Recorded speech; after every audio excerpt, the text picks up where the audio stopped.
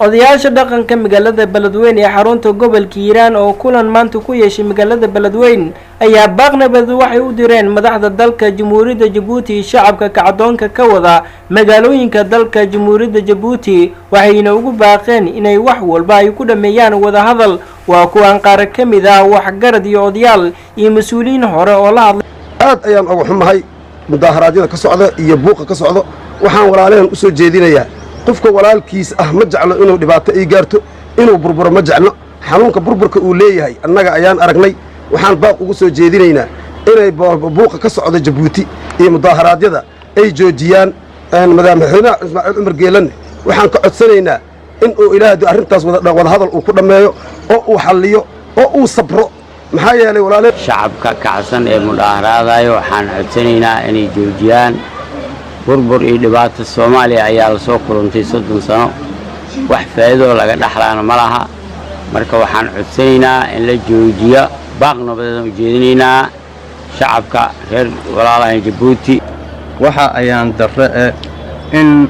maanta Djibouti waxa ka dhacayo ee aan miidiyaha ka arko hayno waa wax laga xumaado waa wax manaha aan ka danqanno waayo Soomaalida waxay tiraahdaa dib ninkii ku gubto dambastiisu ka naxa dibkan anagu na soo maray ilaa ay haddan wali ku taagan walaalahan Djibouti waan u naxaynaa waan u baqaynaa waxa anaka nahayo inaysan gaarin heerkaasi aysan gaarin ayaan ka cabanaynaa codsi waxaan ka nahay bulshadii reer Djibouti mudaaharaadkan iyo muuqad isdaba joogga ah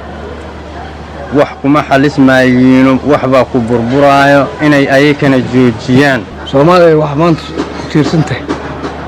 waa hel walaal waxa way in dhibaatada iyo dhibka iyo buuqo maanta waxba laga ma dheefay walaalahayna xagga wixii ka dhacay inta waa ka dhacay walaalahayna buuqa inaga joojiyaan in mudaaharaadka joojiyaan loo dirsado odayaashii culimada diinka loo dirsado ma wax tabanaysaa aad ku taqaana inaad burburin oo dawladda taqaana dawlad la'aan aan noqonin dawlad la'aan anaga noqonin anaga dawladda inta burburin hadda meesha aan arkaysin aad taagan oo 30 sano taqaana tibi tac ku hay waxaan idinka codsanaynaa walaalahaayna reer Djibouti oo heel walaal waxaan idinka codsanaynaa inaad joojisay rabshada inaad taqaana wixii aad xaq ku dhamaysataan ma taqaana dawladdiin aad wax yeelaynin dhanka kale gudoomiye ku-xigeenka dhanka arrimaha bulshada gobolka Hiiraan Xuseen Cismaan Cali oo ku booqanay xafiiskiisa ayaa baaqisna u diray madaxda dalka Djibouti iyo shacabka kacdoonka ka bilaabay magaalooyinka dalkaasi Djibouti gudoomiyaha gobolka ugu horeeya ku-xigeenadiisa heer gobol gudoomiyaha degmada ku-xigeenadiisa dhammaan mas'uuliyiinta ciidamada qalabkiisa qaybada kala duwan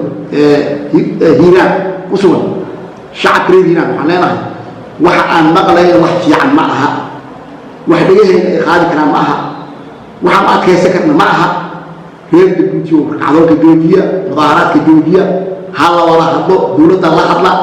xibnaha ku shaqada la hadla madaxda sarsarada waxaan leeyahay madaxweynaha ugu horeeya waxaan leeyahay ayagana dulqaad badan aan muujiseen Cabdinuur Cismaan Adan Carays wadani radio and TV Beledweyne